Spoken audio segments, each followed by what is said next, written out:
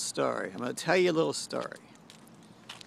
We'll say it's a grand mystery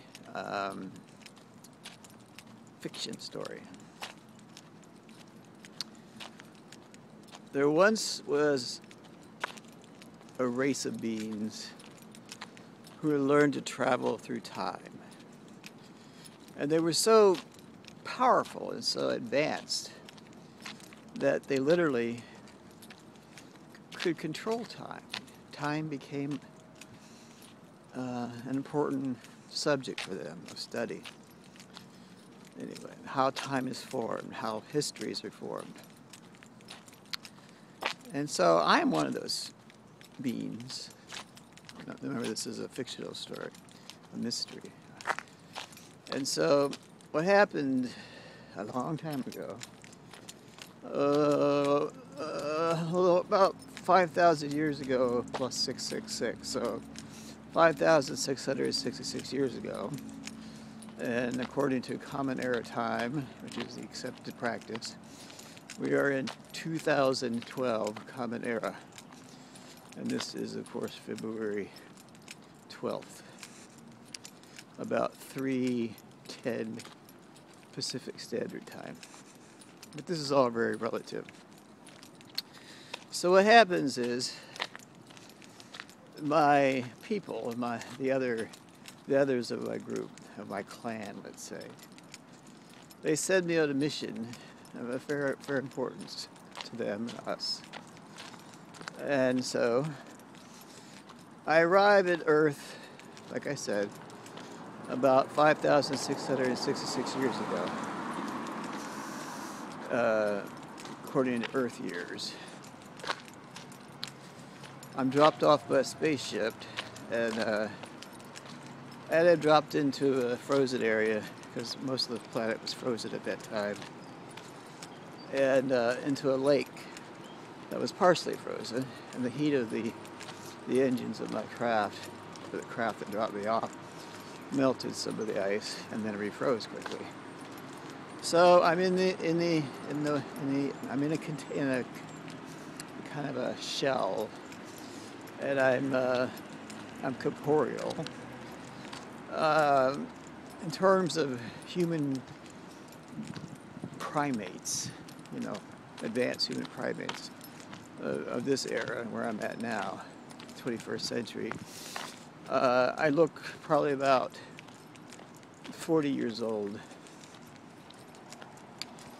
I don't look either particularly male or female, but probably a little more masculine than feminine. But I have no real gender or sex. So I lay in the ice and I watch fowl. That's not birds. I watch birds.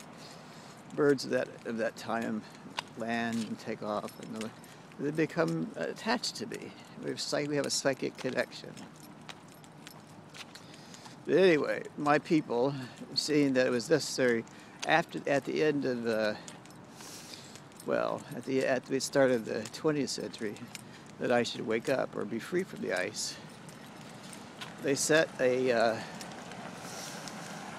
fairly large missile, let's say, projectile, and it landed in Siberia with the force of several nuclear weapons, megatonnage now.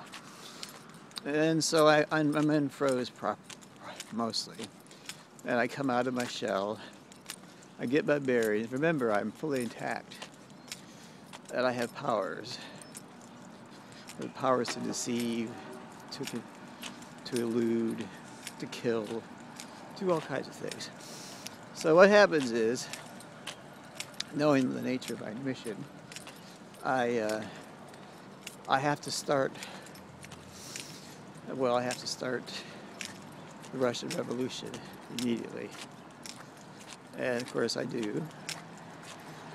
And then later on, there's a disgruntled former German soldier of that era named Adolf Hitler. I have to convince him that he has the power to sway people, give him some ammunition, and off he goes to take over Germany. Well, he takes over Germany. He starts a fight with Poland, and eventually he was knocking at the door of Great Britain. Now at this time I have to go to Japan, talk to the emperor, and tell him that it is essential at this point in history that he organize a surprise attack on the United States, so they will be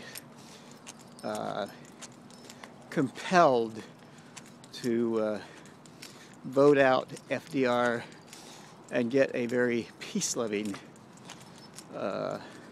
person in charge, and not go into battle against Germany. Well, they do. This, of course, has the opposite effect, and of course, the United States goes into World War II against Germany and Japan. Then I have to go to Hitler, and I have to tell him that he has to attack Russia, the Soviet Union, immediately, because it's too late to try to worry about Great Britain, and it'd be a great advantage to attack Russia, Soviet Union. So he does. Then, as the German armies are rolling through the Russian landscape, well on their way to victory, I have to go to Stalin, where he's drunk and stupid and easily persuaded, and tell him he's going to be liquidated if he doesn't do exactly what I tell him to do. And I tell him to do a certain thing. I want him to fill out some papers and give them to me. So he does. With that begins the project, the eugenics project, which is now underway as we speak. And it has remarkable consequences. But anyway, I gotta go because I gotta go talk to these freaking police. And that's all from your friend and mine, the Spook.